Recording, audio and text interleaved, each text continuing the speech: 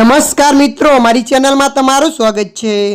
Chotila highway પર મુસાફરોની સુવિધાને ધ્યાન લઈને 1 મહિના પહેલા કરોડોના ખર્ચે નવનિર્મિત બસ સ્ટેન્ડનું લોકાર્પણ કરવામાં આવ્યું છે, પરંતુ સાંજના સમય બાદ તમામ એસટી બસો બસ સ્ટેન્ડમાં ઊભી રહેવાના બદલે હાઈવે પર જ ઊભી રહેતા ટ્રાફિક જામ સહિતના સમસ્યાઓ સર્જાતી હોવાની ફરિયાદો ઉઠવા પામી છે।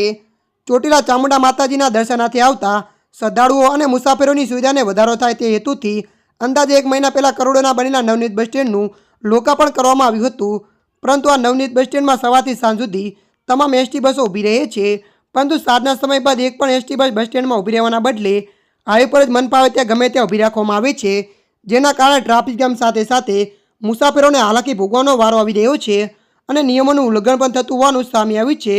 આથી આ અંગે ઉચ્ચ કક્ષાથી ચેકિંગ હાથ ધરી જવાબદારી એસટી ડેપોના અધિકારીઓ સહિતોને કડક સૂચનાઓ આપવામાં આવે તે અંગેની માંગ ઉઠવા પામી છે।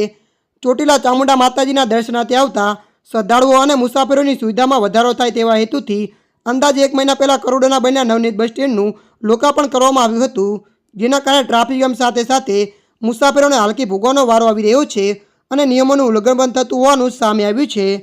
ત્યારે મિત્રો, હાલ માટે આટલું। મળીશું નવી અપડેટ સાથે। જો તમને અમારો વિડીયો પસંદ આવે, લાઇક, શેર અને સબસ્ક્રાઈબ કરી નાખજો। ધન્યવાદ।